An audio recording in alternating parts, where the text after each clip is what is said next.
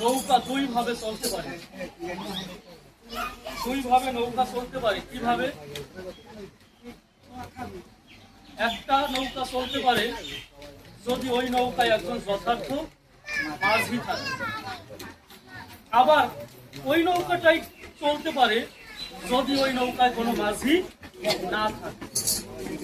মাঝি থাকলেও চলে, না থাকলেও চলে, তবে শর্ত একটা কি, বাঁধন দেওয়া যাবে না। আর যদি কোনো বড় ধরনের বাতাস তুফান ওঠে তাহলে বাঁধন দিলেও পরেও সেই নৌকা কিন্তু ছিঁড়ে গেলেও, দড়ি ছিঁড়া গেলেও কিন্তু নৌকা চলবেই।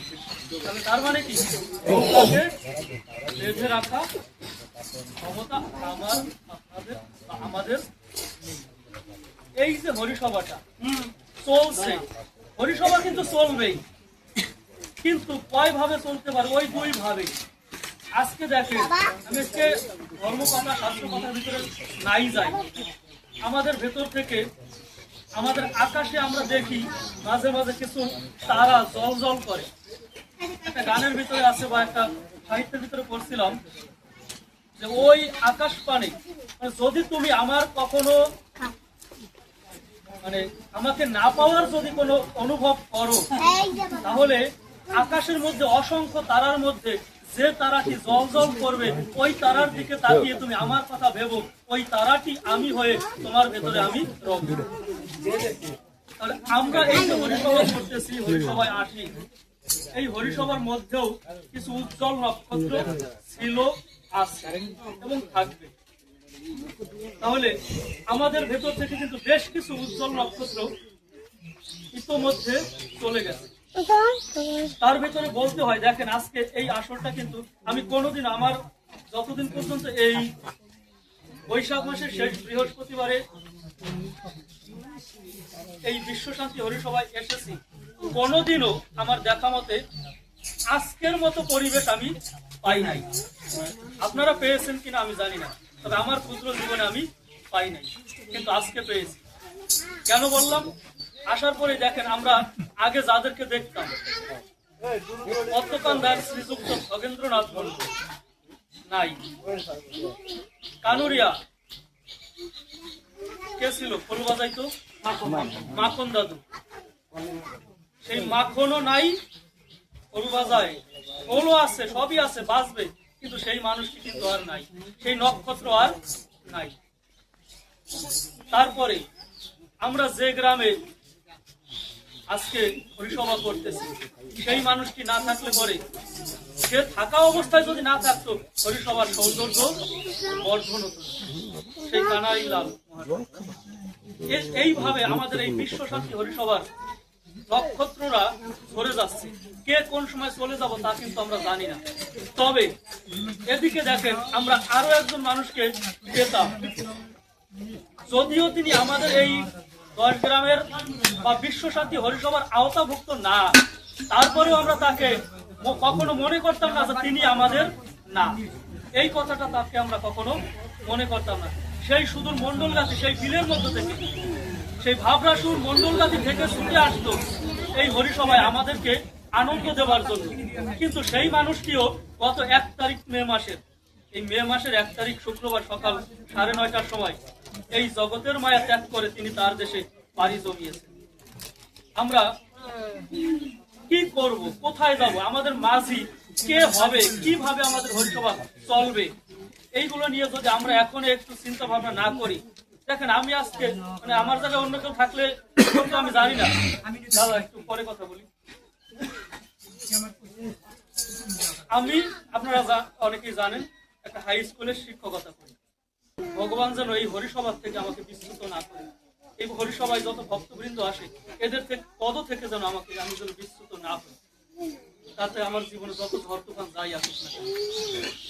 তাহলে এটা যদি ঠাকুরের কৃপা না হয়, তাহলে আমার আসার মতো আজকে এখানে কোনো সম্ভবই ছিল না। তাহলে যারটা সেই করাই। এখন আমাদের কাজ, আমরা এখানে যে কয়েকজন ভক্ত উপস্থিত আছি, একদম হাতে গুনতে গেলে গোনা যাবে, কিন্তু আসলে বিশ্ব শান্তি হরিসভায় এইরকম ভক্ত আমরা কখনোই প্রার্থনা করি না। আমরা মনে করি বিশ্ব শান্তি হরিসভায় একটা গ্রাম থেকে যদি 20 জন করে মানুষ আসে, তাহলে 10-20 কত 200 মানুষ আসরেই বসতে পারে। কিন্তু আমরা সেই পরিবেশটা করতে পারি না। অথচ আমরা যদি পশ্চিম দিকে তাকাই, দেখতে পাই যে তাদের হরিসভায় মানুষের ভক্তের কোনো অভাব নাই। এর কারণ একটাই, কারণ হচ্ছে আমরা অসচেতন। আমি অসচেতন, আমি কাউকে আনতে পারি না। এটা হচ্ছে একটা বিষয়। আমি আমার মতো চলে আসি, আপনি আপনার মতো চলে আসেন, কিন্তু আমরা নতুন কোনো মুখকে সংযুক্ত করতে পারি না। আর যদি আমরা এই হরিসভার নিজেরা নিজেদের হয়ে এই হরিসভাকে আমাদের সবার মনে করে, আমার হরিসভা মনে করে, যদি আমি এটার কিছু আমার দায়িত্ব দেওয়া লাগবে না, আমি যদি এই হরিসভার দায়িত্ব নেই, দায়িত্ব বলতে কি, আমাকে কোনো সাংগঠনিক পদের দরকার নেই, আমি আমার মতো করে আরো 5 জন ভক্তকে এই হরিসভায় আনবো, এটাই হচ্ছে সবচেয়ে বড় দায়িত্ব, কর্তব্য। যদি আমরা এইভাবে সবাই সম্পৃক্ত হয়ে একটু হলেও যার যার জায়গা থেকে কাজ করতে পারি, তাহলে দেখবেন যে আমরা সবাই এই হরিসভাটাকে আমরা কখনোই কান্ডারিহীন হরিসভা হবে না, আশা করি। তো এবার আমরা যে কথা দিতে যাচ্ছি, আমাদের উজ্জ্বল নক্ষত্ররা চলে গেছে, তারা যাবে। কারণ কোন একটা কলসি যদি পূর্ণ হয়ে যায়, ওই কলসিতে কখনো আর জল রাখা যায় না। তাহলে যার যখন সময় হবে, পূর্ণ হয়ে গেলে সে চলেই যাবে, সেটা আপনি হন, আমি হই, যেই হই না কেন। কিন্তু আমরা যত সময় আছি, আমরা যেন অন্তত পক্ষে প্রত্যেকটা সন্তানকে এক একজন মানুষের মতো মানুষ করে, একটু ভক্তমুখী করে, ভক্তিমুখী করে, একটু হরিসভামুখী করে যেতে পারি, এতটুকুই প্রার্থনা করছি। আর আমরা যে সনাতন ধর্মাবলম্বী, এই সনাতন সম্পর্কে, এই সনাতনকে বলা হয়েছে সকল ধর্মের জননী স্বরূপ। কিন্তু এই সকল ধর্মের জননী স্বরূপ ধর্মে জন্মগ্রহণ করেও আমি যদি আমার ধর্মকে না জানি, আমি যদি আমার সেই পরম পিতা পরমেশ্বর সম্পর্কে না জানি, না বুঝি, আমি যদি নিজেকে চিনতে সুযোগ পেয়েও যদি আমি না চিনি নিজেকে, তবে আমার এই ধর্মে জন্মগ্রহণ করা আর না করা সমান কথা। এত বড় সুযোগ পেয়েও যদি আমি অবহেলায় জীবন কাটাই দেয়, তাহলে এর থেকে পাপের জীবন, এর থেকে বৃথা জীবন আর হয় না।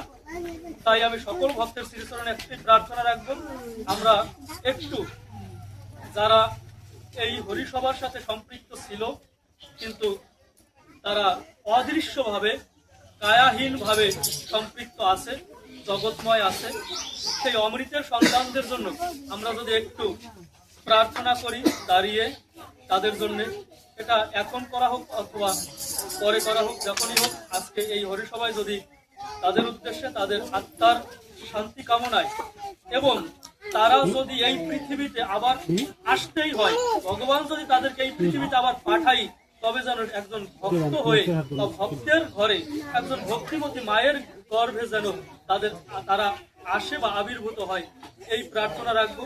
এবং আপনারা যারা আছেন প্রাচীন বর্গ, আপনারা এই প্রার্থনাটুকু একটু দাঁড়িয়ে সবাই করবেন, সেটা আপনাদের সময় মতো করবেন। এই প্রার্থনা রেখে আমি সকল ভক্তের শ্রীচরণে আমার সকল ভক্তিপূর্ণ করুণাকে জ্ঞাপন করে এবং আমার ক্ষমা প্রার্থনা করে আমি এখানে কথা সমাপন করছি।